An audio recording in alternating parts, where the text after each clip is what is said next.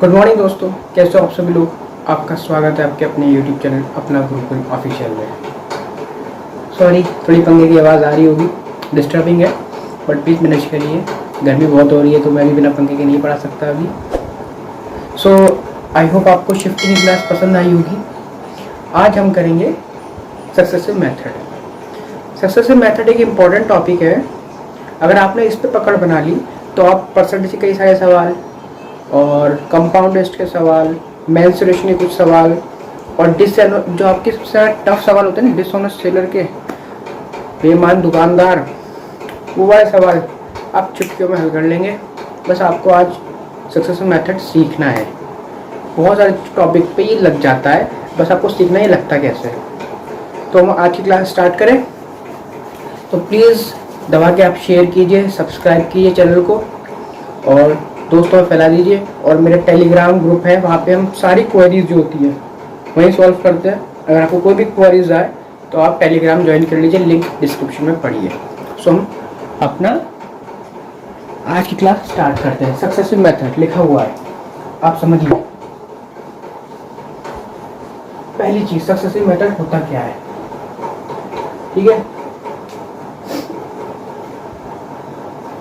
मान लीजिए एक नंबर है 100, उसको हमने 4/5 से मल्टीप्लाई किया, फिर हमने 5/6 से मल्टीप्लाई किया, हमने 7 फिर किसी से किया 1/2 से कर दिया। फिर यहाँ जो रिजल्ट आएगा, तो अगर आप किसी नंबर को लगातार किसी रेशियो से डिवाइड कर रहे हैं, मल्टीप्लाई कर रहे हैं, तो यहाँ पे जो नंबर आएगा और यहाँ जो नंबर आएगा, ठीक है, ये होगा इनिशियल स्टेट और ये होगा फाइनल स्टेट। अगर हम इनकी वैल्यू को ऐसे लिखें 4/5, 5/6, 1/2, ठीक है, ये जो है, ये जो नंबर है, इन रेशियो को हम ऐसे लिखें तो ये जितने इधर की साइड के सारे मल्टीप्लाई होंगे, ये भी मल्टीप्लाई होंगे और क्रॉस में डिवाइड होंगे। और जो आखिर में रेशियो आएगा ना, तो इधर होगा इनिशियल, इधर होगा फाइनल, ठीक है। यानी कि इनिशियल हो गया हमारा 100, इधर होगा 100 रेशियो, इधर होगा ये जो यहाँ पे आएगा फाइनल, इन दोनों का सेम रेशियो होगा। प्रूफ करके दिखा देता हूँ। 5 से 5 कटा, 2 से 2 कटा, 3, तो ये हो गया 100/3, 100/3, तो 100/100/3 रेशियो हो गया 1/3। और देखते चेक करते हैं। ऐसा करने के बाद 4 मिटाता हूँ, वो क्लियर करके दिखाता हूँ। देखिए 4/5, 5/6, 1/2। क्रॉस में हम काट सकते हैं, ठीक है, और क्रॉस में डिवाइड होते हैं तो क्या कट रहा है, 2 से 4, 5 से 5, 2 से 6, तो 1/3 आया नहीं आया। जो चीज़ यहाँ है वो चीज़ आई। तो आप ये समझ गए। हम इस तरह से हम लिखें तो जो रेशियो आएगा, इस तरह से लिखने के बाद वो इनिशियल और फाइनल का रेशियो आएगा, ठीक है। अब आप बीच को आप समझ गए, ठीक है जी। हम एक रेशियो का सवाल लेते हैं, उससे आप एक चीज़ और समझेंगे, ठीक है। एक चीज़ और समझेंगे आप कि मान लीजिए एक रेशियो है, A/B दे दिया आपको, फिर B/C दे दिया आपको, C/D दे दिया, A/B आपको दे दिया 1/2, B/C आपको दे दिया 3/4 और C/D दिया आपको 4/8। आपको A/D निकालना है, ठीक है। आपको A/D निकालना है। अगर हम इन सारे टर्म्स को ऐसे लिखें, मल्टीप्लाई कर दें, A/B into B/C into C/D, तो क्या B से B कट जाएगा? जी हाँ। क्या C से C कट जाएगा? तो आखिर में रेशियो क्या आएगा? A/D तो आएगा, इनिशियल वैल्यू और फाइनल वैल्यू। तो ये ऐसे लिखिए। इसी चीज़ को आप ऐसे लिख सकते हैं, A/B, B/C, C/D। A/D आएगा, C से C कट गया, B से B कट गया, A/D आ गया। तो इन नंबर को मल्टीप्लाई करके जो भी रेशियो आएगा वो A/D आएगा। आपको A/D निकालना है, तो आप डायरेक्ट क्या करिए, क्या करना है डायरेक्ट, 1/2, 3/4 और 4/8। 4 से 4 कट गया और 3/16, A/D 3/16 आ गया, ठीक है। इस तरह से हमें चीज़ें करनी है। सक्सेसफुल का मतलब क्या होता है? सक्सेसफुल का मतलब होता है कि जब हम एक ही चीज़ पे लगातार ऑपरेशन कर रहे हैं उसे हम सक्सेसिव, मतलब एक ही नंबर को हम डिफरेंट प्रोपोर्शन से मल्टीप्लाई करे जा रहे हैं, तो जो आखिरी में आएगा नंबर और जो इनिशियल आएगा उन दोनों का रेशियो ही आएगा हमेशा, जो लास्ट में आएगा ये। ठीक है, ठीक है जी, उन दोनों का मल्टीपल ही आएगा। क्योंकि देखिए अगर आप A ratio B ratio C ratio D, ठीक है, तो A into B into C ratio B into C into D, यही तो आएगा। तो इन तीनों नंबर को मल्टीप्लाई करके जो तीनों का रेशियो आएगा वो ऐसे ही आएगा, A B C ratio B C D. अभी आप एग्जाम्पल में थोड़ा समझेंगे, मैं नहीं लगाएंगे कैसे, ठीक है। अभी आपको समझ में नहीं आया होगा, लेकिन जब आप सवाल करेंगे ना तो आप ज़रूर समझेंगे कि ये सब चीज़ें लगेंगी कैसे। डिसऑनेस्ट सेलर में, कंपाउंडर के सवालों में, प्रॉफिट के सवालों में, एक्सपेंडिचर के सवालों में कैसे लगेगा ये सब चीज़ें, ठीक है। आवाज़ आ रही होगी आपको मेरी क्लियर?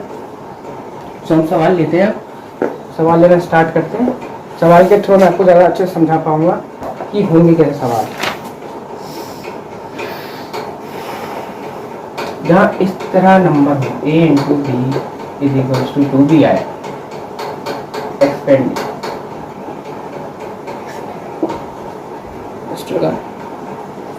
सवाल लेते हैं हम।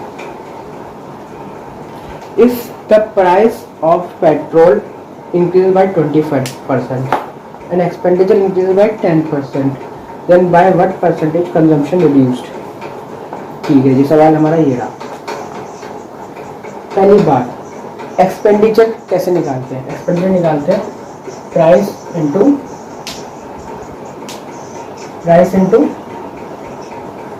कंजम्पशन, ठीक है। प्राइस का मल्टीप्लाई कंजम्पशन से, जितना खाओगे और जितने रुपए का है उसको मल्टीप्लाई करो, आपका एक्सपेंडिचर आ जाएगा। तो सवाल कह रहा है 25%, हमारा जो पहले जो प्राइस था वो 25% इंक्रीज हो गया। 25% की फ्रैक्शन वैल्यू क्या होती है? 1/4।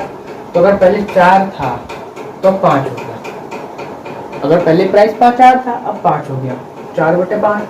और फिर कह रहा है अगर हमारा एक्सपेंडिचर इंक्रीज हो गया, एक्सपेंडिचर इंक्रीज हुआ, ये चीज़ एक्सपेंडिचर 10% इंक्रीज हुआ, 10% फ्रैक्शन वैल्यू 1/10, यानी कि अगर पहले 10 रुपये था अब 11 रुपये हो गया।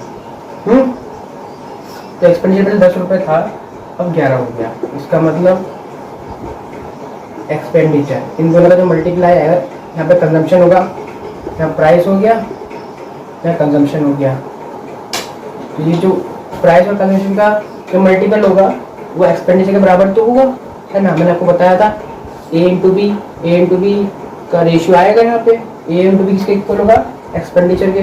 तो कंजम्पशन, पहले वाले कंजम्पशन को मान लिया हमने एक्स, C1 एक्स हो गया, C2 वाई हो गया, ठीक है। पहले हमारा कंजम्पशन था एक्स, बाद में कितना हो गया? वाई। तो हमारा एक्सपेंडिचर कितना था? पहले 10 और अब कितना हो गया? 11। आपको मैंने कॉन्सेप्ट तो समझाया था कि जब इन दोनों के नंबर को मल्टीप्लाई करते हैं तो जो नीचे आता है वो हमारा इन दोनों का मल्टीपल आता है, मल्टीप्लाई आता है इन दोनों का, ठीक है। प्रोडक्ट आता है इन दोनों का। तो प्रोडक्ट किसके इक्वल होगा? एक्सपेंडिचर के, यानी कि 4x, अगर इन दोनों मल्टीप्लाई करें 4x upon 5y, 5y is equal to 10/11, ठीक है। समझ गए आप लोग? इन दोनों का मल्टीपल और इन दोनों का मल्टीपल जो आएगा वो एक्सपेंडिचर की रेशियो के इक्वल होगा, यानी कि 4x upon 5y is equal to E1 ratio E2। और E1 कितना है हमारा? 10 और E2 कितना है? 11।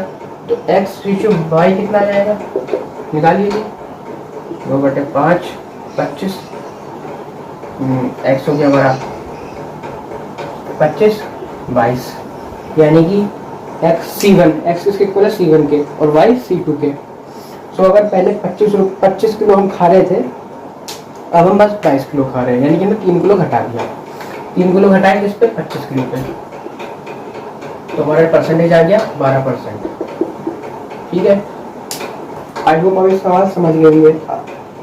ये मैंने एक तरीका बताया सवाल करने का, तरीके कई सारे हैं, ठीक है।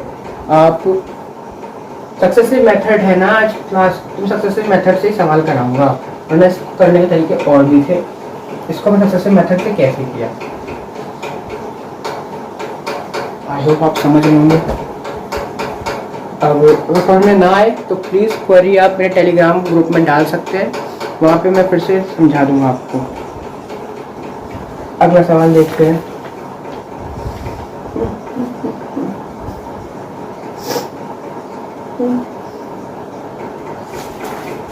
अगला सवाल है परसेंटेज का। An army lost 10% of its man in war, 10% of the remaining died due to disease, and 10% of the rest were declared disabled. Thus, the strength of the army was reduced to 72900 active men, the original strength of the army. एक चीज आप समझिए, जब remaining word use होता है सवाल में कि एक प्रोडक्ट था उसमें से हमने 20% किसी को दे दिया, रिमेनिंग मतलब बचे हुए का, मतलब अगर कोई 100% किसी के पास तो उसने 10% किसी को दे दिया, ठीक है। अब उसके 90% बचा, तो वो कह रहा है कि रिमेनिंग का 10%, यानी कि 90 का 10%, ना कि 100 का 10%। और एक सवाल ऐसे होते हैं कि यहाँ पे 100% है, वहाँ कहते हैं कि 10% मैंने उसे दे दिया, 10% उसे दे दिया, 10% मैंने खाने में खर्च कर दिया और 10% मैंने घूमने में खर्च कर दिया। तो इसी का 10% पहले हटाएंगे 90, फिर इसी का 10% हटाएंगे 80। तो रिमेनिंग वर्ड का बहुत महत्व है। रिमेनिंग वर्ड आप याद रखना, बचे हुए, हिंदी में कहते हैं बचे हुए का, तो वहाँ जहाँ बचे हुए आए वहाँ सक्सेसिव लग जाएगा, क्योंकि सक्सेसिव वहीं लगता है जहाँ पे एक ऑपरेशन खत्म होने के बाद दूसरा ऑप्शन स्टार्ट होता है। तो अब करते हैं। An army lost 10% of its war in man in war. तो एक आर्मी ने 10% आदमी खो दिए वॉर में। 10% की वैल्यू 1/10, यानी कि अगर 10 थे तो बच्चे कितने, 9 बचे, ठीक है जी। फिर कह रहा है A/B, पहले A थे B हो गए, ठीक है। फिर कह रहा है कि रिमेनिंग 10%, रिमेनिंग का 10%, यानी कि A का 10% नहीं, पहले तो A थे अब B हो गए, A का 10% नहीं B का 10%, remaining 10% of the rest were declared disabled. तो यानी B का 10%, 1/10, अगर B हमारा 10 है तो C हमारा 9 होगा, तो B/C हो गया 10/9, ठीक है, समझ गए आप। B/C 10/9। तो क्या कहता है,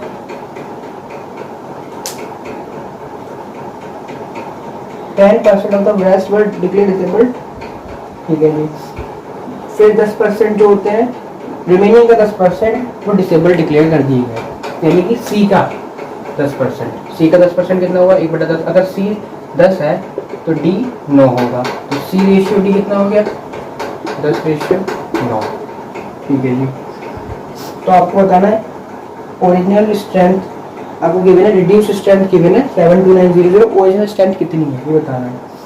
अब देखिए हम वही चीज़ लगा था, C कट गया, इसे भी कट गया, A/D आ गया, और A/D किसके इक्वल होगा, 1000 के 729 हमें किसके इक्वल गिवन है, बचे हुए 729,000 गिवन है, तो 1000 किसके इक्वल होगा, 10 लाख के, तो 10 लाख हमारा ओरिजिनल आ गया। आई होप आप सवाल समझ गए होंगे। अगला सवाल देखते हैं जी, अगला सवाल देखते हैं। सक्सेसिव मेथड, अब हम करते हैं एक सवाल डिसऑनेस्ट डीलर पे, ठीक है। आपका फेवरेट सवाल डिसऑनेस्ट डीलर पे करते हैं। देखिए मैंने आपको स्टार्टिंग में बताया था कि एक चीज़ होती है उसके ऊपर लगातार वैल्यू इंक्रीज या डिक्रीज होती है, फिर फाइनल वैल्यू आ जाती है एस, जो भी आती है। तो रेशियो जो इन दोनों का, इन लोगों के जो इन नंबरों को मल्टीप्लाई करके जो रेशियो आता है वो फाइनल इनिशियल वैल्यू के रेशियो के इक्वल होता है, ठीक है। तो इसी चीज़ का इस्तेमाल हमें यही करना है सी डिसऑनेस्ट डीलर वाले सवालों में, इसी चीज़ का इस्तेमाल हमें डिसऑनेस्ट डीलर वाले सवालों में करना है। कैसे करना है, सवाल देखते हैं। A man spends a shopkeeper marks his goods 70% above the CP and give discount 37.5% to the customer. At the time of selling the goods, he weighed 19 even less amount. Find his profit percentage. ठीक है, सवाल आपका लिख के आ रहा हूँ ऊपर।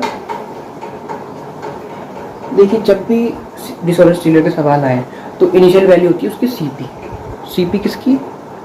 हमारे दुकानदार की सीपी, जिस सामान पे वो खरीदता है। और फाइनल वैल्यू जो बचती है जिस चीज़ पे वो बेचता है। तो जो आखिर में इन सब प्रोसेस करने के बाद जो रेशियो आएगा वो आएगा हमारा इनिशियल यानी सीपी और एसपी का रेशियो। वहीं से आप प्रॉफिट लॉस निकाल सकते हैं। तो डिसऑनेस्ट डीलर में ये सवाल करना सिंपल, रेशियो लिख के जाना और जो फाइनल में आएगा ना मल्टीप्लाई करके वही हमारा सीपी और एसपी का रेशियो होगा। अब सवाल पढ़ो और स्टेप बाय स्टेप सवाल करो। A shopkeeper marks his goods 70% above the CP, यानी कॉस्ट प्राइस के 70% ऊपर, यानी कि 10 की चीज़ उसने 17 में मार्क कर दी। 70 का ही होता है ना 7/10, तो CP अगर 10 है तो 7 मार्कअप करके 17 हो गई मार्कअप। अब क्या करा है, फिर उसने डिस्काउंट दे दिया 37.5%। CP रेशियो SP चल रहा है, यहाँ पे SP के सामान लिखे जाएंगे, यहाँ पे CP के सामान लिखे जाएंगे। ठीक है, जिस चीज़ को बेच रहा है और जिस चीज़ को वो खरीद रहा है, सीपी रेशियो एसपी, तो आखिर में सीपी रेशियो एसपी ही आएगा। ठीक है, सीपी रेशियो एसपी, इधर सीपी के समान आएंगे, इधर एसपी के आएंगे। अब क्या करा है, उसने डिस्काउंट है 37.5% का, तो यानी कि डिस्काउंट क्या हुआ 3 बार 37.5, तो 12.5 होता है 1/8, तो 37.5% हो गया 3/8। समझ रहे हो भाई लोगों? अगर पढ़ाई में आपको समझ में आ रहा है ना, प्लीज़ चैनल को सब्सक्राइब कर देना। 37.5% 3/8, तो यानी कि 8 की चीज़ थी, उसने जो चीज़ उसने 8 की थी उसने उसमें 3 रुपये, भाई दुकानदार जब तुम बेचेगा तो उसने तो यही कहेगा ना, यार हमें तो चीज़ 8 रुपये की पड़ी थी, मैं आपको 3 रुपये का डिस्काउंट दे रहा हूँ, 5 रुपये की आपको पड़ जाएगी। यानी कि तो उसकी जो एसपी थी वो 8 रुपये थी, तो वो कह रहा है कि 3 रुपये आपको डिस्काउंट दे रहा हूँ, तो 5 रुपये में आपको बेच रहा है ना। ये तो कहने का मतलब हुआ। ठीक है, इस तरह लिख देना है। एक चीज और देखना, CP ratio SP, CP1 SP1। ठीक है, अब ये SP1 ही तो ये है, इसके इक्वल इधर SP1 रेशियो SP2 आएगी, है ना। ये चीज ध्यान रखना, CP1 ratio SP1, SP1 ratio SP2। SP1 ही तो ये जो चीज़ है यही तो ये लिखी है, इसके इक्वल ही तो है ये, है ना, कि इसकी ये प्रोसेस खत्म होने के बाद ये प्रोसेस स्टार्ट हुआ है, तो SP1 ही तो है ये, 8 SP1 ही तो है, तो SP1 रेशियो SP2। अब SP2 रेशियो SP3 निकालेंगे, वो क्या है, SP2 रेशियो SP3 क्या है कि उसने फिर क्या करा, उसने 121% लेस अमाउंट दिया, यानी कि 400/21%, यानी कि 4/21, मतलब 21 ग्राम। उसमें अगर 21 ग्राम कहा तो उसने 17 ग्राम ही दिया। एक बात ध्यान रखना, 1 ग्राम की कीमत हमेशा 1 रुपये मानना। तो जो चीज़ उसने कहा कि मैं 21 रुपये की चीज़ दूंगा, लेकिन दी कितनी की 17 रुपये की, उसका खर्चा कितना का आया उस चीज़ में 17 रुपये का, और उसकी कमाई कितनी हो गई 21 रुपये।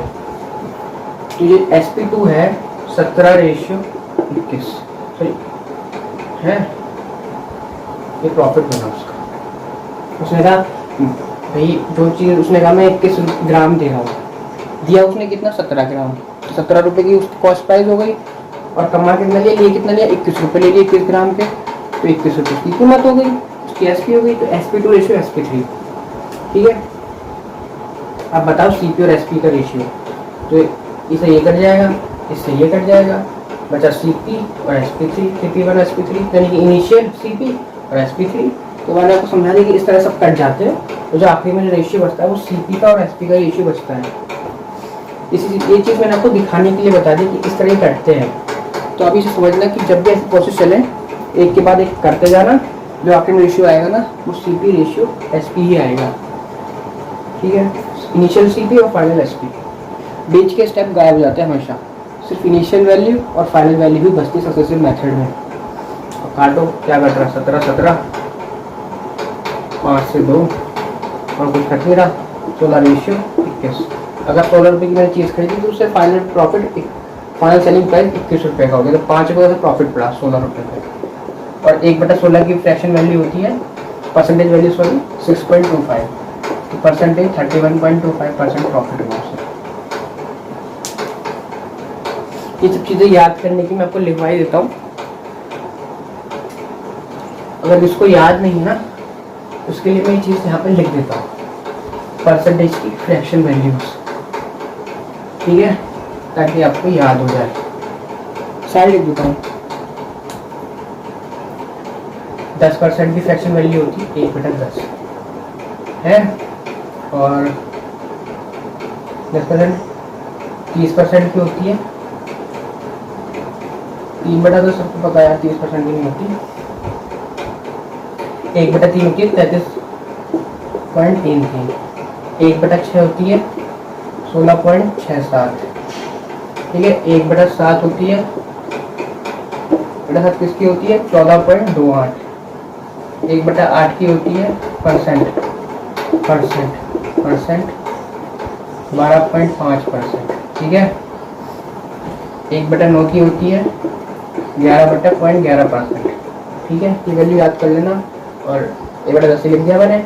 और 1/11 की होती है 9.09%, 1/12 की होती है 8.33%, ठीक है।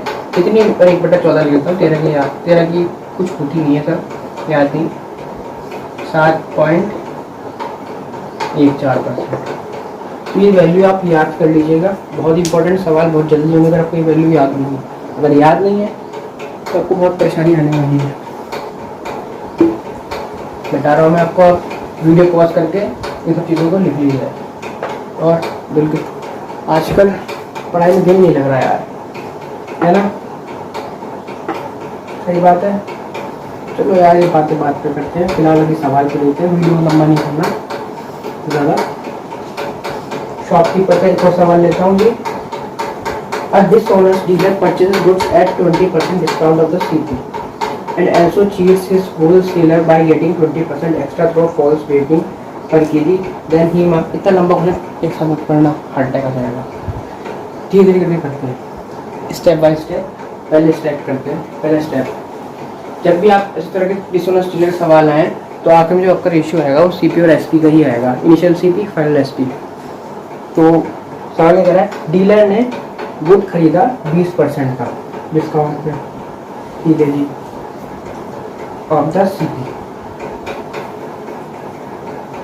कॉस्ट प्राइस, जो कॉस्ट प्राइस थी उस चीज़ की, उससे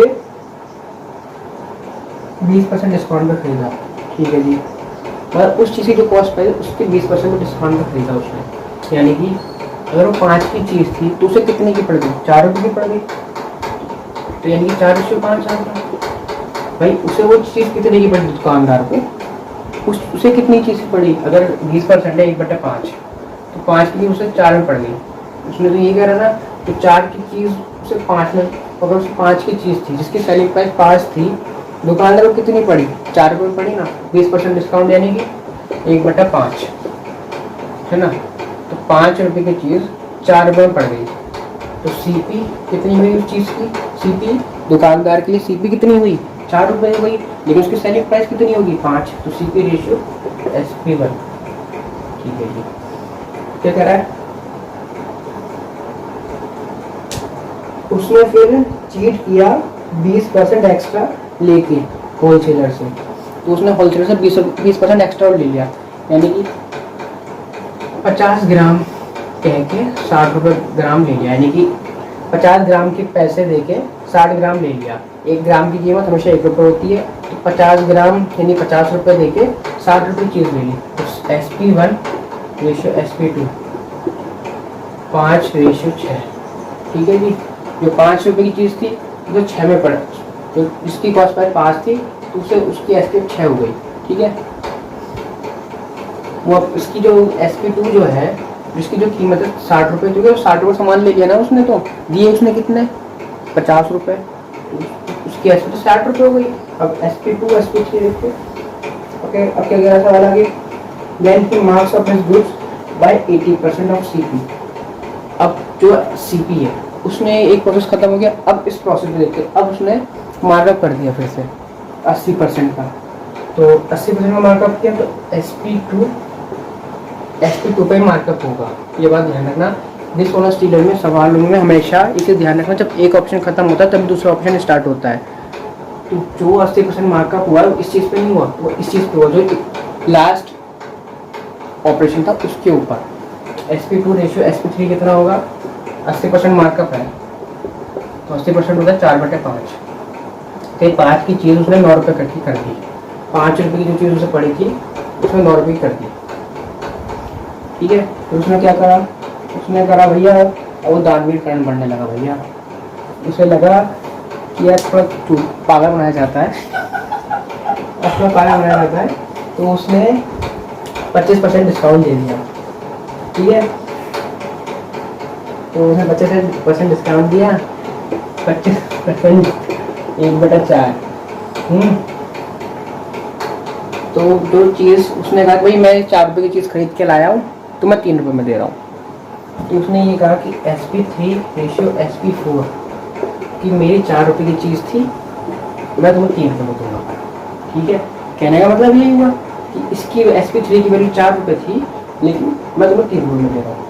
ठीक है, फिर क्या करा, इसके अलावा उसने 10 रुपये चीटिंग दे दी कर ली वेटनी में, मतलब उसने 10% चीटिंग, मतलब 1/10, यानी कि उसने क्या करा, उसने 1000 ग्राम दिखा के सिर्फ 900 ग्राम दे दिया।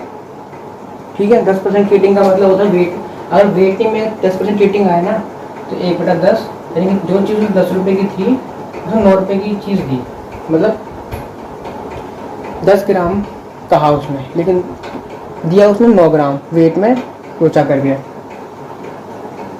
तो 1 ग्राम की कीमत होती है 1 रुपया। तो जिस चीज़ की कीमत 9 रुपये थी, 9 ग्राम दिया ना, उसके लिए वो CP कितनी है 9 रुपये, पर इस 9 ग्राम को उसने कमा कितने लिए 10 रुपये। तो SP4 रेशियो SP5 कितना हो गया 9 रेशियो 10। ठीक है जी, अब बताइए ओवरऑल प्रॉफिट। तो SP4 से SP4 कट जाएगा, SP3 से SP3 कट जाएगा, SP2 से SP2 कट जाएगा, SP1 से SP1 कट जाएगा, CP1 रेशियो SP5 आ जाएगा और यहाँ पे रेशियो आ जाएगा। ये चीज़ मैं आपको दिखा रहा हूँ, आपको ये करने की ज़रूरत नहीं है, आपको सिर्फ ये चीज़ें एक के बाद एक ऑप्शन चलाने और डायरेक्ट आंसर लिख देना है, इसे समझाने के लिए कराना है। ठीक है जी, अब करते हैं। 5 से 5 कट गया, क्या कट रहा है भाई, और 3 से 3 कट गया, 20 कट गया, और क्या कट रहा है 4 4 2 5 जी, और कुछ कट रहा है क्या,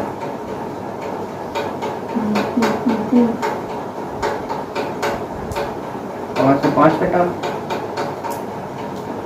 5 से 5 कटा, एक कुछ गलती हुई क्या, देखते हैं कर काटने में।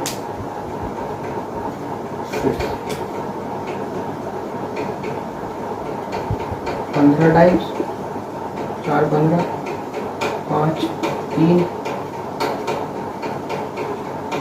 3 3 3 कटा 5 5, हाँ ठीक है, 4:9 आएगा आंसर। ठीक है, आप काटना आपको मिल जाए कहीं गलती हो गई थी, 4:9 आएगा। ठीक है, 4 अगर CP 4 की उस चीज़ की कीमत तो 4 रुपये पड़ी तो उसने बेची 9 रुपये में, तो प्रॉफिट कितने का हो 5 रुपये। 5/4 CP पर निकलता है प्रॉफिट हमेशा, तो परसेंटेज हो गया 125% प्रॉफिट। सबसे तगड़ा टफ सवालों में से एक था ये, तो आपको सबसे टफ सवाल भी करा दिया मैंने, इससे आसानी सवाल आएंगे। सो अब आपको इशू नहीं होगा डिस्कशन सवाल में, डायरेक्ट एक के बाद एक प्रोसेस लिखते जाना, ये सोच के कि आप प्रैक्टिकली उन सवालों को करना दिमाग में कि यार हाँ मैंने एक चीज़ ली, उसकी कीमत मार्कअप कर दिया मैंने 10%, जिसकी कीमत 10 रुपये थी वो मैंने 11 कर दी, फिर उसके बाद उसकी चीज़ को मैंने 10% उसका वेट हटा दिया। उस चीज़ को आप माइंड में सॉल्व करना और एक के बाद एक स्टेप करते जाना, ठीक है। और सवालों की प्रैक्टिस करना। कोई भी क्वेरी हो, टेलीग्राम में ग्रुप है, वहाँ क्वेश्चन भेज देना। बहुत अच्छे वहाँ पे ब्रिलियंट स्टूडेंट्स हैं जो सॉल्व करते हैं सवालों को, ठीक है। ये चीज़ मैंने बता दिया। अब हम करते हैं उसका सवाल, हमारे मेन सॉल्यूशन का। क्या कह रहा है सवाल? In a triangle height is increase by 37.5% and base is increased by 45.45%. Then find the percentage increases in area of triangle. Area क्या होता है? हाइट इंटू बेस, ठीक है जी। तो पहले हाइट क्या थी, इंक्रीज कर दी हाइट हम 37.5%, यानी कि 3/8 आपको बताया था। तो पहले 8 हाइट थी, अब 11 कर दी, 8:11 हो गई, ठीक है। H1 रेशियो H2, अब फिर B1 रेशियो B2 कितना होगा? इंक्रीज बेस हुई 45.45%, 5/9, यानी कि 9 बेस था तो 14 कर दी। तो H1 into B1 ratio H2 into B2 यदि वस्तु कुछ कट रहा है, नहीं कट रहा भाई, 7, 36 रेशियो 77। H1 B1 किसको क्या? ट्रायंगल के एरिया ऑफ ट्रायंगल, हाफ भी होता है ट्रायंगल का एरिया। लेकिन जब रेशियो निकालते हैं ना, A1 एरिया A2, तो हाफ का कोई मतलब नहीं है, कट जाते हैं रेशियो में, हाफ ऑफ कॉमन में कट जाता है, ठीक है। Area of triangle 1, area of triangle 2, 36 से 77 आ गया। Find the percentage increase the area of triangle. Increase कितना हुआ? 41 हुआ सर, है ना। 77 माइनस 36, 41, 36 पे। अब यहाँ पे 100 करके परसेंटेज आप आंसर निकालते हैं। आपका सवाल भी हो गया। इस तरह से आप एक के बाद एक रेशियो लिखते जाना, फिर इनकी मल्टीप्लाई कर देना, ठीक है। इस तरह सवाल होंगे हमारे एक्सरसाइज में। जी, ये तो हो गया। नेक्स्ट सवाल,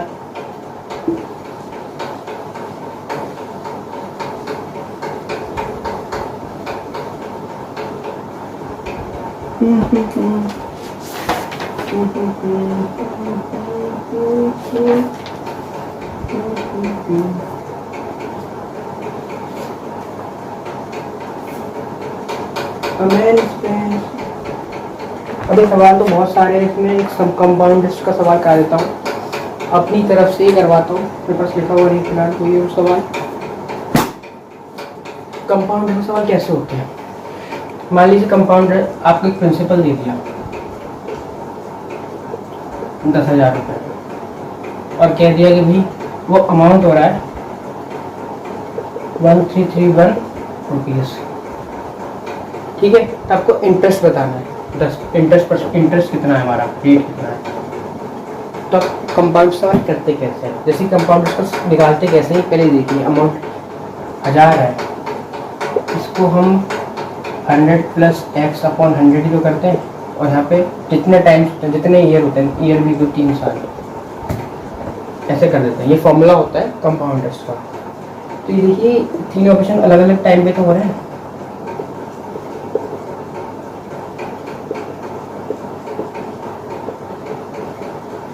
और फाइनल यहाँ पे अमाउंट आ रहा है।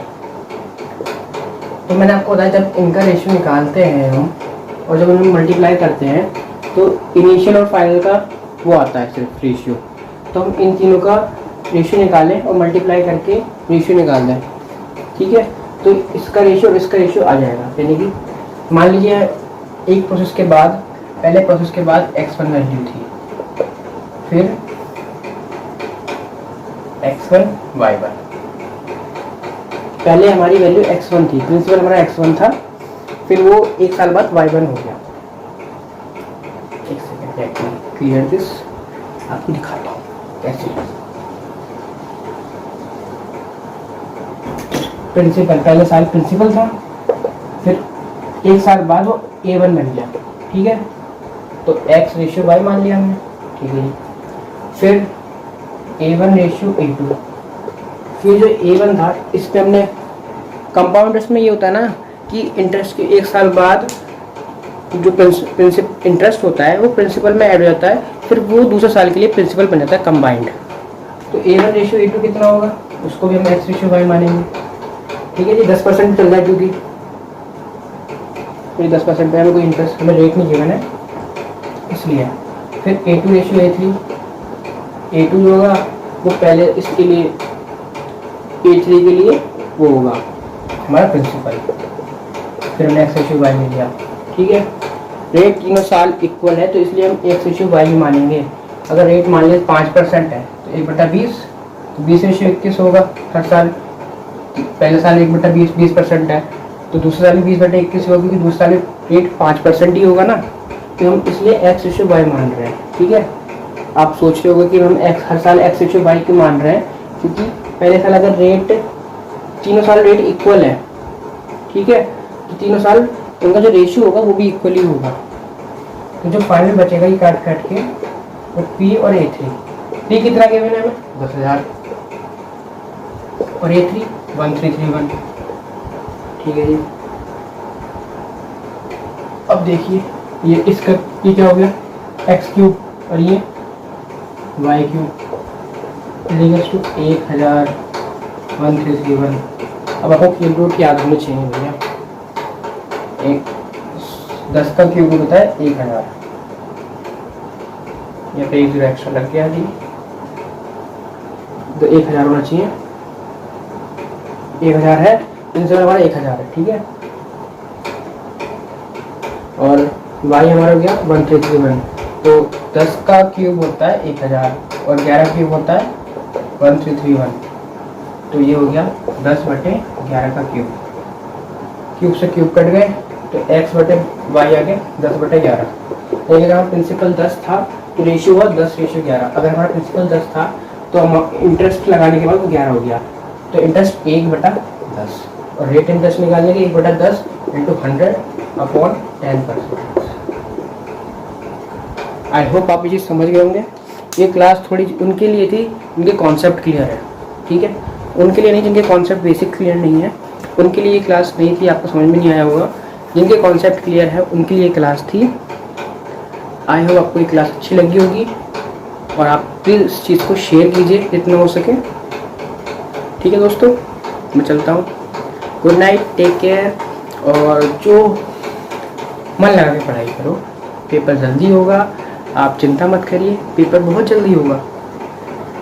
कोरोना और अपना ख्याल रखिए, काढ़ा वाला पीजिए, कोरोना काल चल रहा है सर जी, बाहर कम निकलिए जितना हो सके, मास्क लगा के रहिए। टाइम काटना थोड़ा मुश्किल हो रहा है, मेरे लिए बड़ा मुश्किल हो रहा है यार, बट कर रहे हैं हम भी, मोटिवेशन ला रहे हैं यार अंदर से, और कुछ हो नहीं रहा। चलो ठीक है, bye, take care, good night.